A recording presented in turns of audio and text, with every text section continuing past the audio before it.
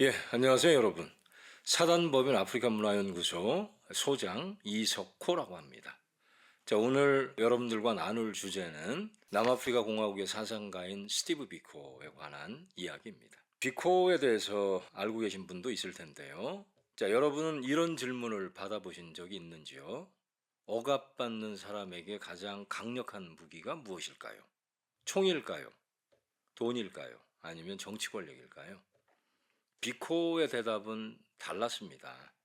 그는 이렇게 말했습니다. 억압받는 사람의 가장 강력한 무기는 억압받는 사람의 마음이다. 자, 이 한 문장은 오늘날까지도 전 세계 인권운동가들이 가장 많이 인용하는 말 가운데 하나입니다. 도대체 그는 왜 이런 말을 했을까요? 비코가 살았던 남아프리카 공화국은 아파르트헤이트, 즉 인종 분리 정책 아래 있었습니다. 흑인은 다수였는데 나라의 주인이 아니었죠. 그래서 좋은 학교에도 갈 수 없었고 좋은 병원도 이용하기 어려웠고 사는 곳과 직업까지 국가가 정해줬죠. 흑인 니네들은 이 동네에 살아. 유색인 너희들은 저 동네에 살고 일은 이런 일만 해. 직업과 사는 동네를 국가가 정해준 이제 그런 파천왕적인 인종차별주의가 횡행했던 데가 남아프리카 공화국이고 체제가 가장 악랄한 방식으로 작동하던 시기에 스티브 비코가 살고 있었죠. 백인과 흑인은 같은 나라에 태어났는데도 전혀 다른 세상을 살아야 했습니다. 이런 현실을 보면 우린 자연스럽게 질문하게 됩니다. 왜 흑인들은 바로 저항하지 않았을까? 많은 사람들은 아마도 힘이 부족했기 때문이라고 생각할 수도 있습니다. 그런데 비코는 완전히 다른 답을 내놓습니다. 힘이 부족한 게 아니고 진짜 감옥은 저 바깥에 있는 감옥이 아니라 우리 마음속에 있다고.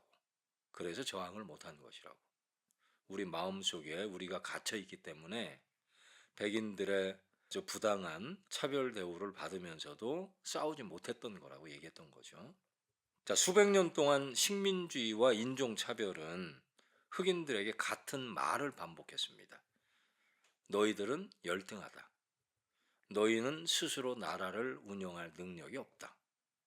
백인의 도움 없이 너희는 아무것도 할 수 없다. 자, 이 말을 계속 반복하면 어떻게 될까요? 사람들은 결국 그 거짓말을 믿게 됩니다. 미셀 푸코가 말했던 담론적 진리죠. 계속 사람들이 같은 말을 그게 사실이건 사실이 아니건 같은 말을 계속 반복하다 보면 어느새 여러 사람이 하는 말이 진리가 되는 백인들이 흑인들의 가짜 신화를 만드는 방식도 이런 담론적 진리. 비코는 이걸 가장 위험한 식민주의라고 생각했습니다. 몸보다 먼저 마음이 식민지가 되는 것. 이게 이제 위험한 거죠. 이 지점에서 우리는 빠농을 떠올릴 수가 있습니다. 빠농 역시 검은 피부 하얀 가면에서 식민주의는 사람들의 정신을 지배한다고 말했죠. 식민지 사람들은 백인을 기준으로, 백인의 눈으로 자기 자신을 바라보기 시작합니다. 그래서 백인의 눈으로 자기 자신을 보면 어떻게 됩니까? 자기 자신의 언어가 부끄러워지고 자신의 문화가 열등하다고 생각하게 되고 결국 자기 자신을 미워하게 되죠. 백인의 눈으로 자기를 보면. 비코는 빠농의 이런 분석을 남아프리카 자기가 살고 있는 남아공으로 끌고 들어와서 적용을 해서 더욱 발전을 시킵니다. 그는 말했습니다. 흑인이 먼저 흑인이라는 사실을 자랑스럽게 생각해야 한다. 이것이 바로 오늘 제가 여러분들하고 얘기할 흑인 의식운동, 이 비코라고 하는 인물이 전개한 사상 중에 하나죠. 자, 여기서 중요한 것은 비코가 말한 흑인이라는 단어입니다. 흑인이라고 하는 단어는 단순히 피부색 그것만을 의미하지 않습니다. 남아공의 어떤 파초랑적인 인종차별주의 정책이 있죠. 아파르트헤이트. 자, 아파르트헤이트로 차별받는 아프리카인 뿐만 아니라 인도계 그리고 유색인 전체를 가리키는 말이 흑인. 흑인은 은유죠. 물리적으로 까만 피부를 갖고 있는 사람만이 흑인이 아니고 그 까만 피부를 갖고 있는 사람이 당했던 백인의 어떤 인종차별주의 체제 아래서 당했던 그 모든 부당한 대우, 그것을 같은 방식으로 당하는 사람들 일반, 거기에 이제 유색인, 그리고 인도계, 이주자, 이런 사람들이 포함되겠죠. 그런 사람들 전체를 다 흑인이라고 부른 겁니다. 그래서 흑인은 생물학적 개념이 아니죠. 이 비코에게 정치적 연대의 이름이었습니다. 자, 비코는 이렇게 말했습니다. 흑인이라는 것은 피부색이 아니라 하나의 정신적인 태도다. 그는 억압받는 사람들이 먼저 자신을 존엄한 존재로 인식해야 세상을 바꿀 수 있다고 믿었습니다. 1970년대 남아공의 대학생들은 비코의 사상에 열광했습니다. 그들은 백인이 주도하는 학생운동에서 벗어나서 흑인 스스로 조직을 만들었습니다. 그래서 병원을 세우고 교육 프로그램을 운영하고 지역 공동체를 지원했습니다. 어디서 많이 보던 운동의 모습이죠. 예, 바로 미국의 흑표범당 블랙 팬서 파티가 했던 운동의 내용과 많이 닮아 있죠. 블랙 팬서 파티는 미국에서, 스티브 비코는 남아프리카 공화국에서 같은 운동을 전개하고 있었던 겁니다. 그래서 흑표범당이 공동체를 스스로 돌보려고 했던 것처럼 비코 역시 흑인들이 스스로 자신의 삶을 책임질 수 있어야 진정한 자유가 온다고 믿었습니다. 두 사람의 방법은 조금 달랐지만 질문은 같았습니다.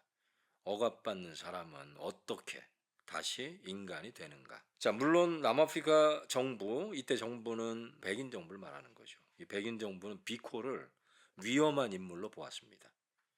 그래서 비코는 반복해서 체포됐고 어디 돌아다니면서 강연을 하는 것도 금지됐고 활동에 제약이 많았죠. 그리고 1977년에 마침내 경찰에 체포가 돼서 심한 구타를 당합니다. 고문을 당하죠. 그런데 적절한 치료도 해주지 않아서 결국 31살의 나이로 세상을 떠납니다. 정부는, 남아공 백인 정부는 이게 사고다, 툭 치니까 억 하고 죽더라, 사고라고 주장을 했는데 세계는 그것을 국가폭력이라고 규정했습니다. 여러분들 관심 있는 분들은 이 스티브 비코의 죽음을 둘러싸고 국제기구가 남아공 정부를 대상으로 경제적인 सँ션을 걸죠. 그걸 이제 찾아보시면 이 비코의 죽음이 불러일으킨 국내외적인 파장, 그걸 이제 아마 알게 될 겁니다. 그래서 비코의 죽음은 남아프리카뿐만이 아니라 전 세계를 충격에 빠뜨렸습니다. 그가 죽고 나서 오히려 더 많은 사람들이 거리로 뛰어나와서 비코가 살아생전 주장했던 흑인의식 운동에 적극적으로 참여하게 됩니다. 개인적으로 저도 방송 관련 일로 그 비코가 고문을 당했던 건물을 실제로 가서 보고 촬영도 했는데, 비코가 고문을 받다가 남아프리카의 비밀 경찰들이 요구하는 대답을 하지 않으니까 고문을 하던 그 경찰들이 13층인가 그랬는데 거기서 창문 밖으로 비코를 던지죠. 그래서 거기 떨어져 죽습니다. 실제로는. 근데 이걸 이제 남아공 정부는 사고라고 주장을 하고 국제기구는 이걸 국가폭력이라고 규정을 했죠. 자, 비코는 세상을 떠났지만 그의 사상은 사라지지 않았습니다. 1994년에 넬슨 만델라가 대통령이 되면서 아파르테이트가 공식적으로 끝납니다. 그런데 비코가 던졌던 질문은 지금도 그대로 남아 있습니다. 그 질문의 내용은 뭐냐? 정치적 자유만으로 인간은 자유로운가? 정치적 자유만으로 인간이 자유롭습니까?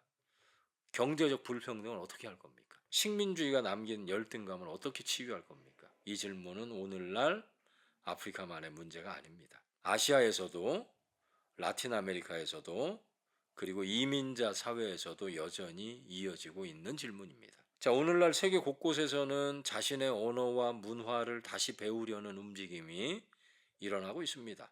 아프리카에서는 식민지 시대의 역사 교육을 다시 하려는 노력이 계속되고 있고, 미국에서는 블랙 라이브즈 매터, 흑인의 목숨도 소중하다라는 운동이 흑인의 존엄을 외치는 운동으로 전개되고 있습니다. 자, 이 모든 움직임에는 공통점이 있습니다. 존엄은 남이 주는 것이 아니라 스스로 회복하는 거다라는 믿음이죠. 비코는 바로 그걸 가장 먼저 이야기했던 사람 가운데 한 사람이었습니다. 자, 오늘 영상을 마무리하면서 한 가지 함께 생각해 보고 싶은 것이 있습니다. 우리는 자유를 흔히 정치의 문제라고 생각을 하는데요. 비코는 정치보다 의식, 우리 머릿속에 있는 의식, 이걸 먼저 이야기했습니다. 그래서 법이 바뀌는 것만으로는 충분하지 않다.